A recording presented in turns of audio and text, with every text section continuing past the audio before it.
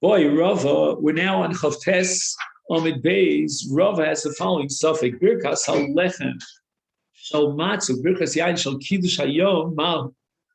What about the case where I already fulfilled my obligation to eat matzah on Leila Pesach, and now I want to make a bracha on your behalf, or alternatively, Birkas Hayayin Shal Kiddush Hayom, the Birkas HaGefen, which we recite in Kiddush, let's say Friday night, Mahu, and I be motzi you if I've already recited this bracha.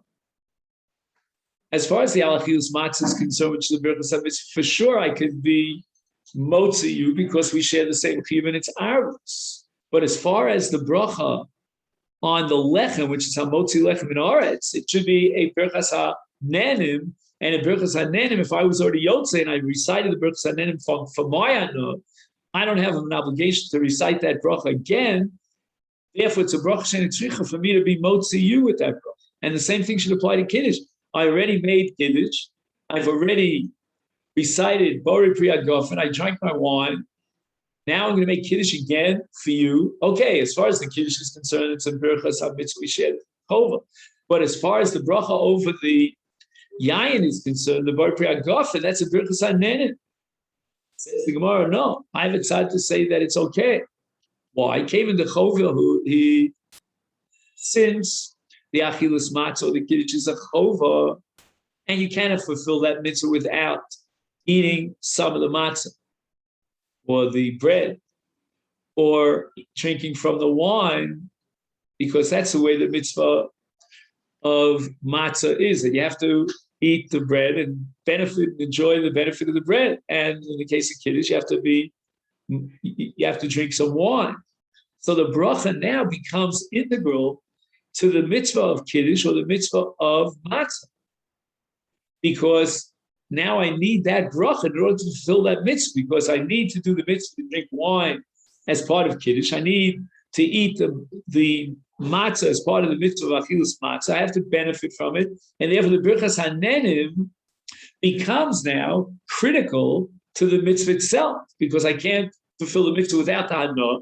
I can't enjoy the Hana without making the bracha. And now the bracha becomes upgraded and integrated to the status of the Birkas HaMitzvah, Umapik, and I can be motzi you if you are Makayim your mitzvah up until this point. And even the Birkas HaNenim, the Bori Pri Hagafen and Hamotzi, I could be motzi. O Dilmos, you say, no, bracha lav chova. The bracha is not to be defined as a Birkas HaMitzvah, it's a Birkas HaNenim.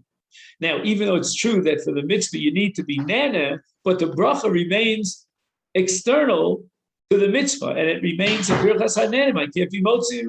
Tashma, the Omer Rav Ashi, Ki Avina and Rav Papa, they Rav Papa, when I was in the house of Rav Papa, Avi Makadish Lon, he would make Kiddush for us. We were there on time, Friday night, and we were his guests. But he had workers who were out in the field, those are called Aritzim. I forgot I think the fancy English word is sharecroppers. Anyway, these were his workers, his employees. And Kiavi Osi Arise Midabra, they came back from the fields much later on. Until they came back, it was outside of the, of that urban area, whatever it might be. And Havi Makadishlu, and he would recite another Kiddush to be Motzi the Arisim Yedei Chovasa. And he would recite Bori Pri Hagafen the second time around. So you see that the Bori Pri Hagafen is an integral part of Kiddush. And to the same extent, I could be Motzi with Kiddush if you are Yotze, because of the principle of Yotze Motzi, which means Arvus. So we apply that equally well to Birchas Bori Pri Hagafen. And that Bori Pri Hagafen becomes integral to Kiddush, and it gets upgraded to the status of a Birchas HaMitzvah, and I can be Motzi you with Bori Pri Hagafen and Kiddush, even though on a regular basis I could not be Motzi you Bori Pri Hagafen if I already made the Bori Pri. Turn around, we learned in the Brisa Lo Yifros Adam Prusali Archim Elim Kein Ochel Imahem. If you want to recite Hamotzi, to be Motzi the guests at your table, it's only feasible if you're eating right now with them. Because with regard to Birchas HaNenim, if you're not eating and being nene, then your bracha is a bracha sheina tzricha. And you don't share that chiv with him because you don't need to make a bracha on nenim, you already made the bracha.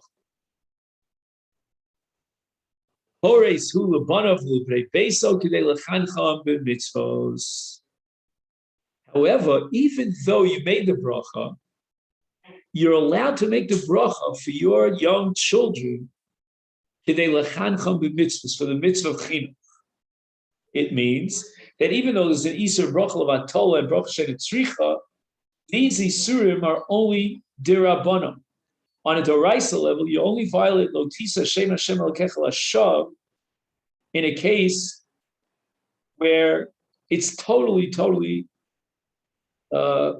outside of a framework of a bracha. In other words, you mention God's name without a bracha, but here you mention it within the framework of bracha. And the Rabbanan said it's asur. It's like gzeira atu lotisa, and they were matter for the sake of the mitzvah of chinuch. And finally, ubemegila. Ubahalo b'megila, afal pishiyatza motzi.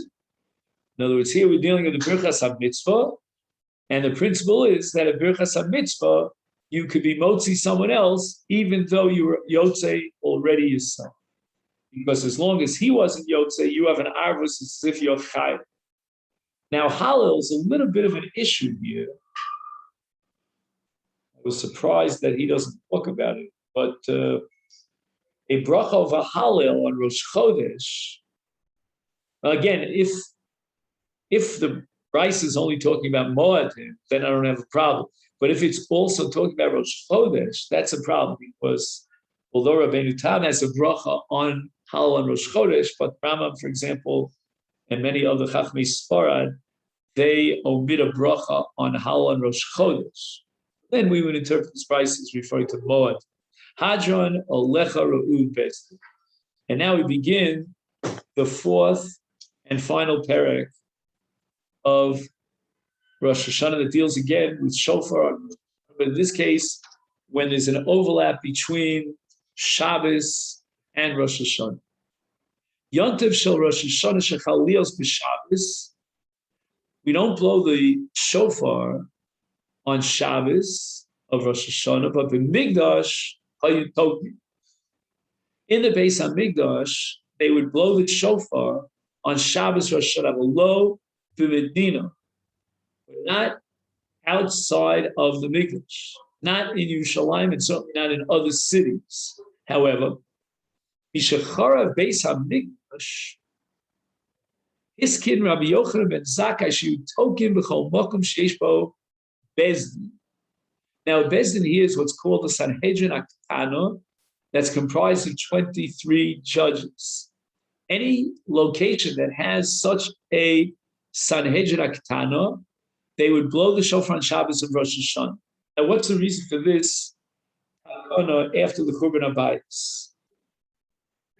Tosfos says that the shofar is Mala Zichronon Shel Yisrael Lifnei Avim Shebashamayim. The shofar is critical on Rosh Hashanah. And if it happens to be Shabbos, we're going to do away with shofar. That's going to be a real problem. That's a real challenging situation. So Rabbi Yochanan ben Zakkai made a takana, and it's only applicable to shofar, not to lulav, for example. You know, we don't find that we take the lulav on Shabbos anywhere, even in a place where there's a bezin. But with regard to this very precious and critical mitzvah of shofar, we couldn't do away with shofar entirely. And therefore, Rabbi Yochanan ben Zakkai stood up and he enacted a takana that they should at least blow in a bezin. So there'll be some vestige to the mitzvah chashuva of shofar in a case where Hashana coincided with Shabbos. Now, how do we understand Rabbi Yochanan ben Zakkai? When does it apply?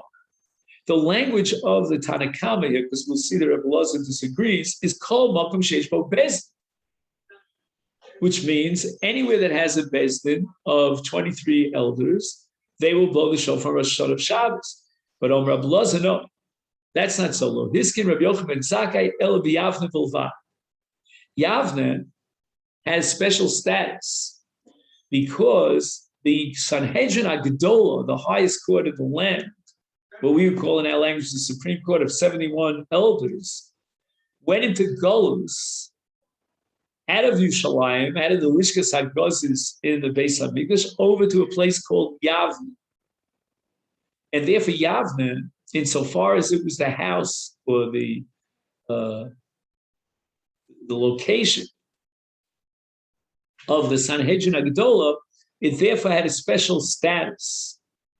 So any place where the Sanhedrin Agdola finds itself in Golus, in exile, after the Churban, that's where Rabbi Yochanan ben Nuri made his takana, but not a Sanhedrin Ketana of 23 judges. Amru lo, the Chachamim respond to Rabbi Lazar, Echad Yavna, v'echad kol makom sheyesh bo bezdin, any location, it doesn't have to be Yavna. The fact that Yavna once housed or hosted the Sanhedrin Agdola is irrelevant. What we need is a place that has a bezdin now, right now, of 23 judges. And once we have that, then according to the Takana of Yochanan ben Zakkai, we will blow the shofar, even our Hashana Shechal B'Shav. The Od Zos. And beyond that, another distinction between your shofar and Shabbos, between Yerushalayim and Yavne.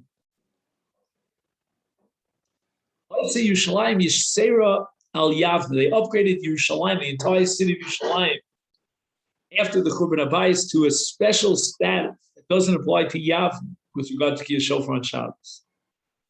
In Yerushalayim, Kol Ir Shehi Roeh.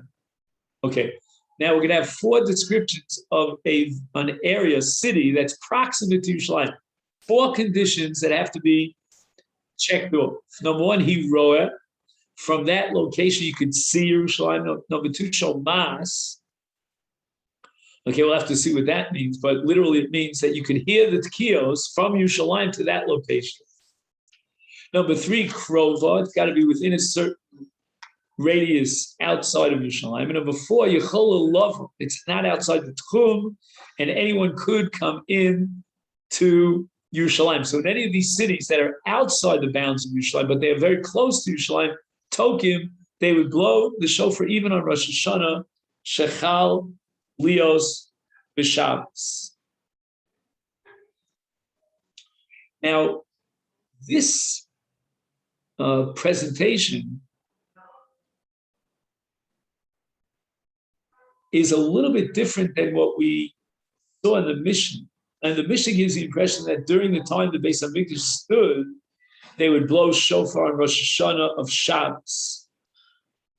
I'm not sure if this brisa that we're learning now, actually this Mishnah, he says here like this, Mispar mi divrei Mishnah, lefi pirush Rashi, shebizman Beis HaMikdash, sheyitokim Rashana shechalios Shabbos af b'Yerushalayim u'svivo sel. Yesh l'tmal kafshari liel kasav Rashi, lo yitokim elo b'mikdash bolvad. So we have a discrepancy here as to this halach of outside of Yerushalayim, because it seems that the original takana was the only blue shofar on Shabbos and Rosh Hashanah in the Mikdash itself. Now it's saying it applies to all of Yerushalayim and even cities outside. So we're going to mention 2 shitos here, the Tosfos and the Rambam. I can pace myself. I think we're doing okay. Tosfos' shita, that's his first Tosfos in the Perek, is that Bizman Shebeis HaMikdash, Hayakayim, Hayitokim Rak B'Mikdash. And that's what we saw at the beginning of our Mishnah. The end of the Mishnah, that they would Tokea B'chol Irshi Krova Yerushalayim, that's after the Churban Abayis. And that's when Rabbi Yochanan ben Zakkai got up and he made this new takana, this enactment, to blow any place where there's a bezdin. However, there's a special status to Yerushalayim and its surrounding cities, its proximate cities, as opposed to other makomos. In other makomos, they will only blow in a place, a location where there is a bezdin. But with regard to Sfiros Yerushalayim, they sort of dip in to the fact that Yerushalayim has a tekiah on Rosh Hashanah of Shabbos, in the Beis Din in Yerushalayim, and they are part of that Beis Din, so to speak, because they have these four conditions that makes them so proximate to Yerushalayim. Outside of Yerushalayim, then you require a Beis Din. It's only where there's a Beis Din they would blow the shofar. But in Sfivos Yerushalayim, they didn't even need a Beis Din because they linked up, as we said before, to the blowing in the Mikdash. Ad Kan, that's Tosfos. The Rambam, in his Pirush HaMishnah, says that when it says in the Reish Lo b'Medina, it's coming not to exclude any place outside of it, but rather any place outside of Yerushalayim. But Yerushalayim has the status of Mikdash. And they would blow in Yerushalayim on Shabbos as long as the Mikdash stood. And this has tremendous repercussions that the Rambam is defining Mikdash as including the entire city of Yerushalayim. Something you should discuss on Chav Chet Iyar.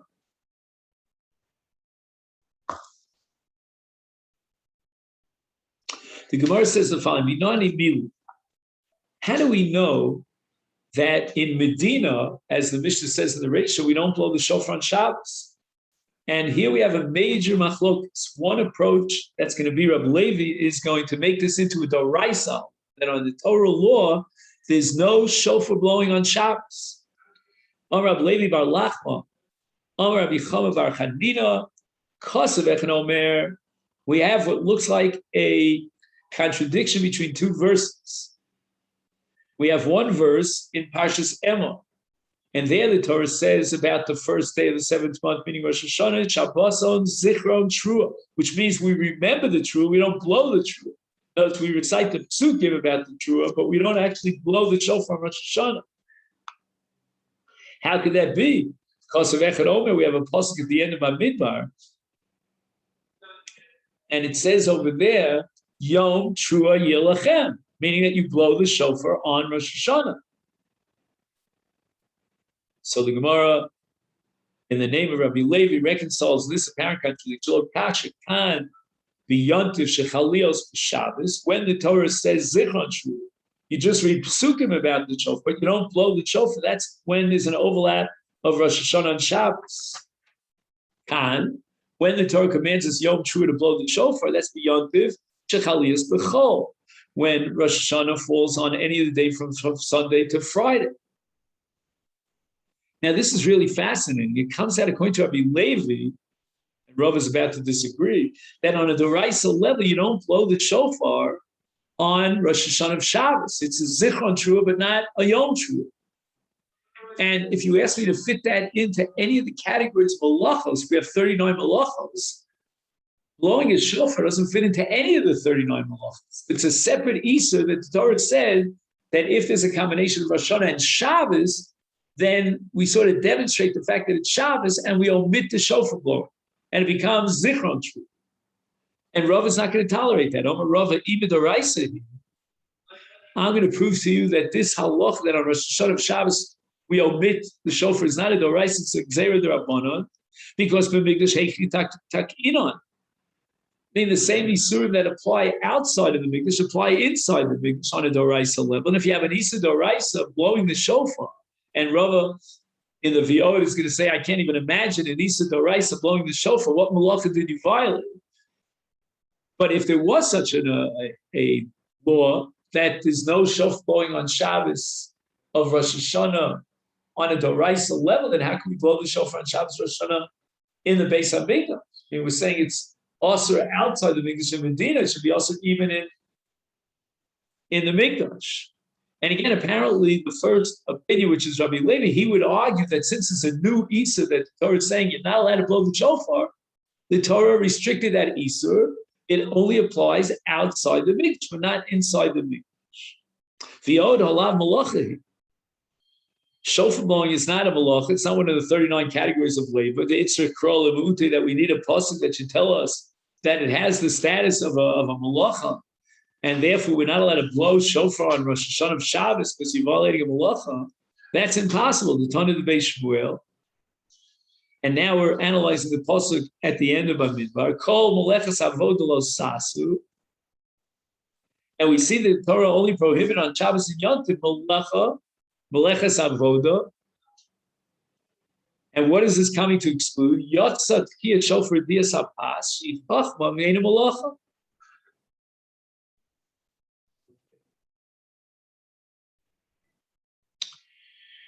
So now we have a concept of chachma.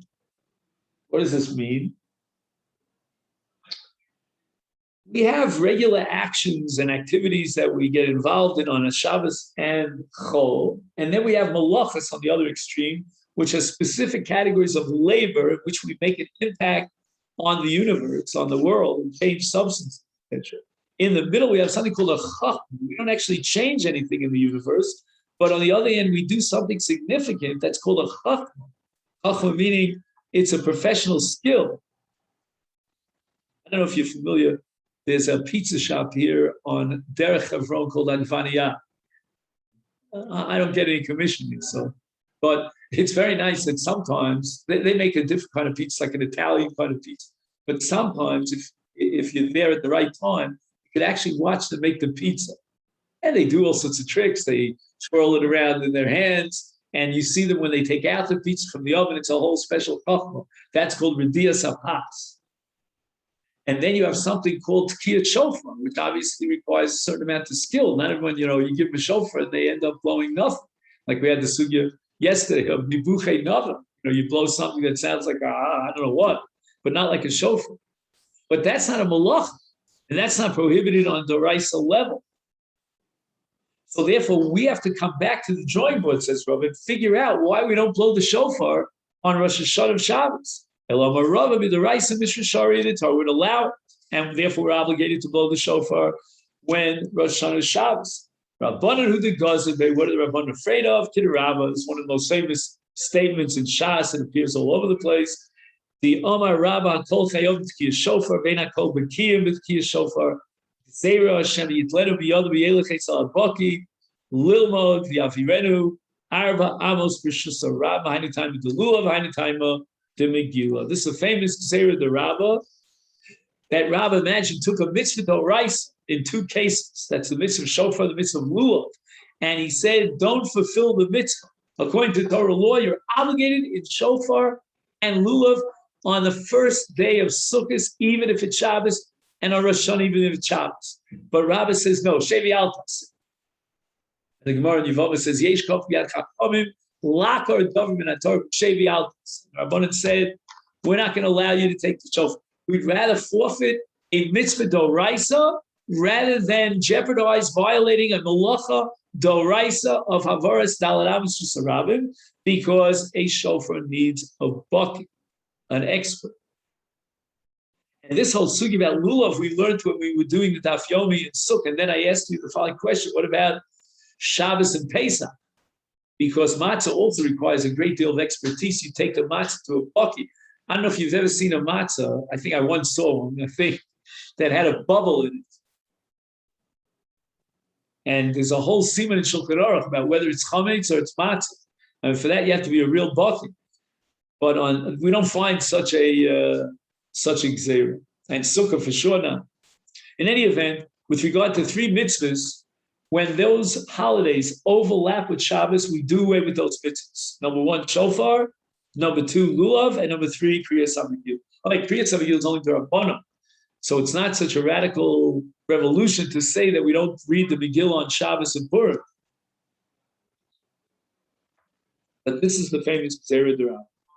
The Mishnah says, "Mishachar beis hamikdash hiskin Rabbi Yochanan Zakai." You token b'chol makom sheyesh bo bezdin.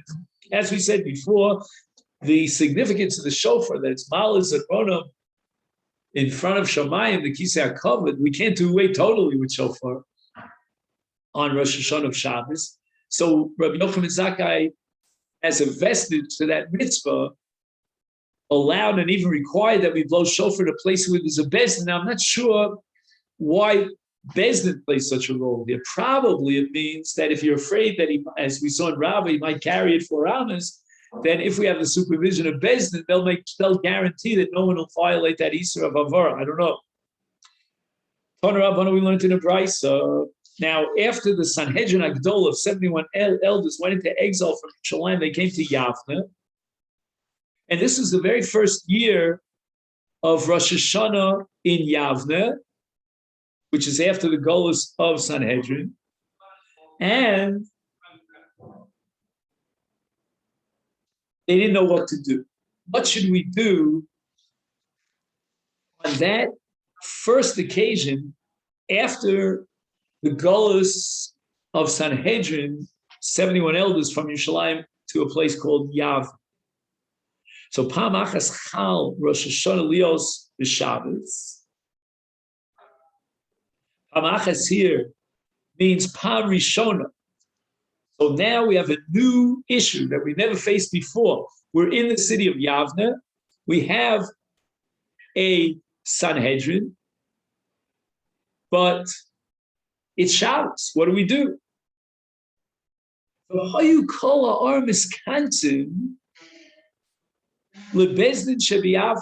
interesting. It seems like there was a grassroots, I call it a spontaneous movement on the part of the people to gather together in Yavne where there was a Bezdin so that they would hear the Tkiyah Shofar from the Shtukei Bezdin.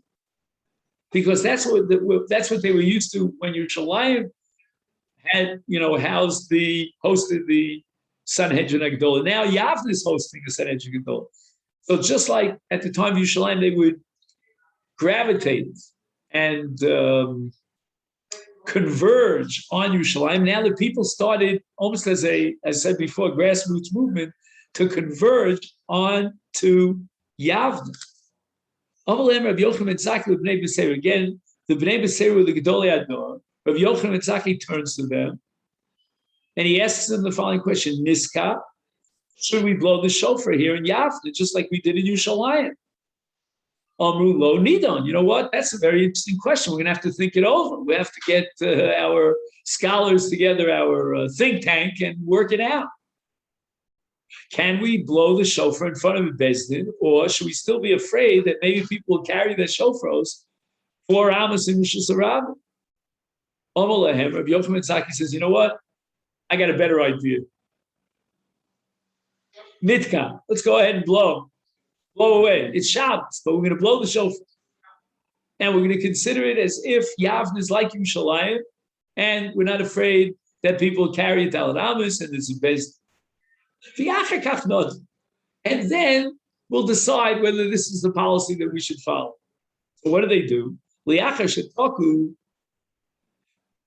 After they blew the shofar, because Rabbi Yochanan ben Zakkai said, let's blow the shofar, Amrulo, they said to the Bnei B'Seira said to him, Nadu. Now we have to really make a decision going forward. What should we do? Can we allow on Shabbos to blow the shofar in the Bezdin of Yavne, similar to what they did when Yerushalayim was housing the Sanhedrin Agdola? All ahead, Rabbi Yochanan ben Zakkai said to him, Boker Tov, you missed the boat. Why? Farnishma Keren b'Yavne. The sound of the shofar has already been heard in Yavne on Shabbos. The aim is Shiva Le'achar HaMaisa. And once the Maisa was done, we're not going to embarrass ourselves and the people who blew the shofar, etc., etc. It's a Gnai, it's laws that we allowed this to happen. So basically, the whole thing was a setup. Rabbi Yochanan ben Zakkai set it up in such a way that it would be too late to nidon b'dom, to start vacillating back and forth. Rabbi Lazal Hiskin, Rabbi Yochanan ben Zakkai, El B'Yavne B'Ulvad Lo Echad Yavne Echad Kol Mokum Sheish Bo Bezdin. That the takana of Yochanan ben Zakkai was not limited to Yavne, even though the Ma'aser Shahoy was in Yavne. But no, it's not a din in Yavne. It's not because the special status Yavne that once had Sanhedrin after when those 71 elders in Yavne. No, it's Kol Mokum Sheish Bo Bezdin. It's halach in Bezdin, not in Yavne, but in Bezdin. So the Gemara now clarifies the difference between the Shitas HaTanoim. The Gemara says, L'chora, wait a second. Amru lo, the Shita, the Chachamim, who said to Rabbi Lazar, Echad Yavne, Echad Kol Mokum Sheish Bo Bezdin, Hainu Tanakama, that's identical with the Shita of Tanakama. They both rejected Rabbi Lazar. They hold that Rabbi Yochanan ben Zakkai's Takana expanded to include an allowance, a leniency for Tkiyah Shofar Hashana b'chol makom sheish bo bezdin. So what's the difference now between the Tanakama and the Chachamim? Ika beinayu, The Gemara says, "Nafkaminis beidina dakroy." What happens if, on a temporary basis, there happens to be a bezdin in a city, but it's not kavua. It's not what you call a bezdin kavua that's set there on a permanent, long-term basis. According to Tanakama, you're allowed to blow the shofar Hashana shechaliyos b'Shabbos anywhere there is a bezdin. Right now, there's a bezdin there. They'll oversee, they'll guarantee, and they'll protect from violating malachim. But according to the Chachamim, we only blow the shofar in a city that has a bezdin kavua. The Mishnah says, "Amrulo echad yavne v'echad kol makom sheish bo bezdin." Amar Rav Huna, here return to Daf Lamed. When the Chacham were matir blowing on Shabbos in a city that has a bezdin, that's only v'im bezdin, in the presence of the bezdin. My v'im bezdin b'fnei bezdin. Lafuki shalo b'fnei bezdin delo. It's not halach in the city that since the city has a bezdin, therefore you could blow in the bezdin, the physical bezdin, even though the bezdin is not in session, is not there, they're not supervising, but rather you need the bezdin, and that's called bifnei bezdin. That's the only heter to blow. So we need it tomorrow. We're going to see how Rava and others will attack this statement of Rav Kahan. That's going to be in Mitzvah of Rav Huna. And that's going to be Mitzvah Shem, our study for tomorrow. Right here, the second line, Masiv Rava. Okay, then? I'll take this opportunity to wish you all a great day. Thank you so much.